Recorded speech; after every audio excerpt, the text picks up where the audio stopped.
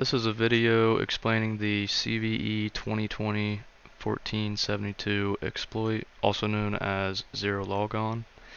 It is a serious vulnerability that affects the NetLogon remote protocol in Microsoft Windows servers and was given a CVSS score of 10.0, which is the highest CVSS score that you can get. This exploit allows an attacker to gain complete control over a vulnerable server, including the ability to change passwords and create accounts with admin privileges. So how does it work? Well, this white paper by Secura explains it very well in a lot of detail, which I will try to summarize a bit. This Secura paper breaks it down into 5 steps. Step 1 is spoofing the client credential, and this consists of a brute force method, but it's relatively short. The function that checks client's credentials uses AES CFB 8 encryption, which uses 16-byte initialization vector, this orange thing here, in front of this 8-byte plaintext. The initialization vector should be randomized, which it shows in this. This is intended use, but this is the actual use. So it should be randomized, but it's fixed. And in the functions that are called using this encryption, they have it fixed to zeros, which has a vulnerability. Because of this, when you give an all zero plain text, there's a 1 in 256 chance that the AES encryption will produce an all zero ciphertext. So what this means is if we just continually give an all zero plain text to the server, then eventually we'll get an all zero ciphertext. So we just have to keep trying until we get to that point. So what does that mean? Basically, we have this server requirement challenge. If we send it in all zeros, there's a possibility, and an average of 256 attempts, that it will be encrypted into all zeros. Okay, so for step 2, we have to disable signing and sealing.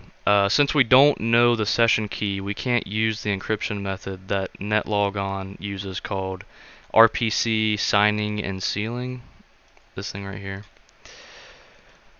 But we don't even have to know that because servers won't refuse clients that just don't encrypt things.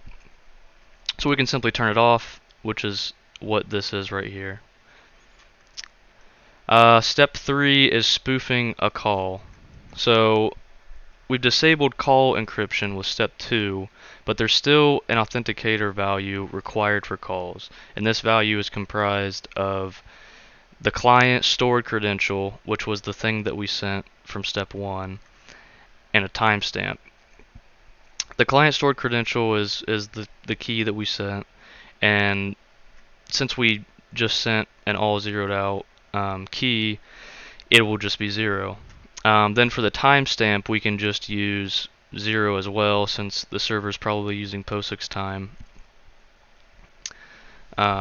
So then we can authenticate our first call by just giving this zeroed out authenticator, which was from step 1 again, and then the timestamp being 0 is also valid. Okay, so for step 4, where are we at? Step 4, changing a computer's AD password. So now that we can use any NetLogon call, we can use this netar server password set2 call, which is shown in the diagram down here.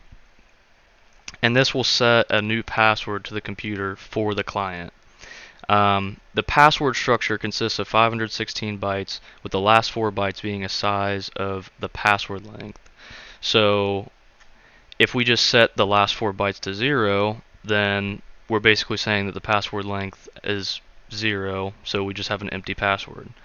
Having an empty password length isn't forbidden, so we can basically just say that the password is an empty string. and easily get in through that way. I would assume that the reason you can do this is because for making like something like SSHing into uh, a computer very easily, but it's very strange that you can just set the password to an empty string and that doesn't raise any flags. And then the last thing, step 5, this is kind of optional at this point. Now that we've set the password to a null string, you can do a lot of things, but doing this will allow you to actually gain direct access into the AD.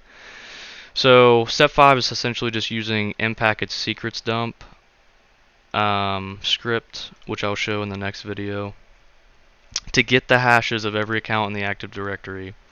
And then we can do this because we, of course, set the Active Directory password to a null string. So basically, when we run this script, it's going to prompt us for a password, and if we just give a null string as that password by pressing enter, then we'll be able to run the script, and this script will just dump out all of those hashes.